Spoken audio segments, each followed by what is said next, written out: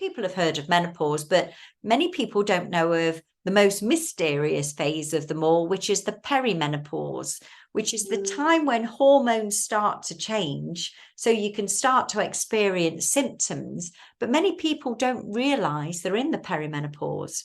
So when the symptoms go up and you can see the sort of, well, I've got that and I've got that, and I've got that, and I had no idea it could be due to menopause or hormonal changes. And that is empowering, because you often hear people saying, I thought it was because I was stressed at work, or I've got that much going on in my life right now, or I was just feeling constantly tired. I even thought, we have people saying, I thought I'd got early onset dementia. I thought I'd got something seriously wrong with me. So it's actually a relief sometimes to see this is, this is just menopause transition. And then when you go through and say, well, this is your options. This is what you can do to manage your symptoms. And this is where help and support is available. Then actually you've changed somebody's life for the good.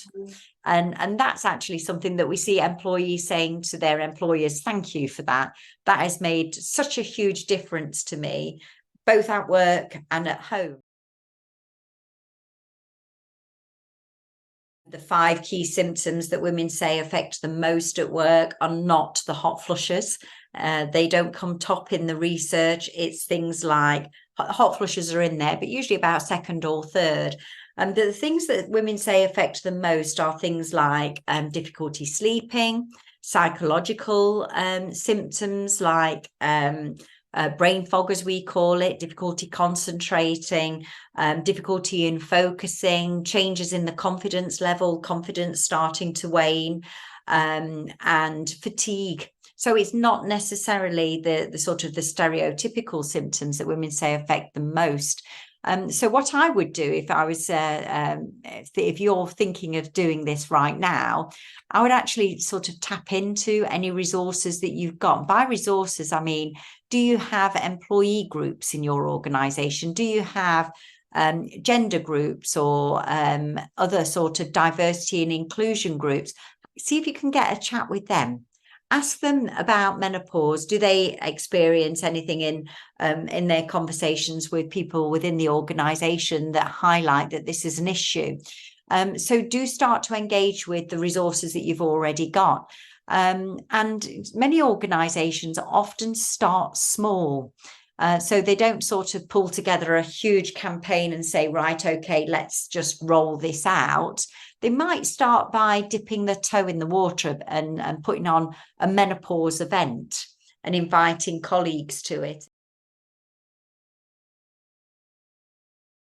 Menopause is a sensitive subject, and it's taking a cultural shift to make a difference, because not only have you got to get over people's reticence sometimes to talk about menopause, whether that's because they feel personally embarrassed about it, that's something they're experiencing, or whether it's I don't want to talk about this and I'm not really ready to talk to my colleagues about this because it's not something I really know about. So what we experience with the organizations that really are doing the best of the best in the UK is it takes some time to actually break down all of the barriers to that reluctance to get going. So if I look at somebody, the first organisations to be accredited with the menopause friendly accreditation, the likes of HSBC UK, Burness Paul, a legal firm, Boots organisation, Boots the chemist, Accenture, etc. They've actually been taking action for 2, 3, 4 years. To get to the point where they know that menopause is a normal conversation and they know people feel confident to come forward and ask for support if they need it. As part of that engagement, what we see a lot of employers doing is having senior sponsors in the organisation who are prepared to share their story and say, this is important to me, whether they experience it themselves or through somebody else that's close to them. Sharing their stories are very, very powerful.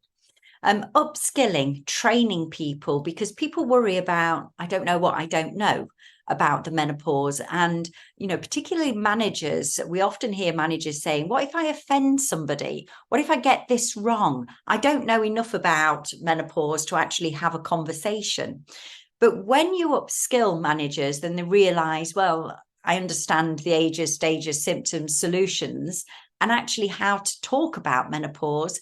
It makes it so much easier. So that's key. You don't want somebody in your organization plucking up the courage to talk to their manager or to ask for help, and that individual not know what would be helpful for them, or how to start a conversation, or how to engage around menopause. So training is key. Another one is looking across the environment. Is your workplace itself menopause friendly?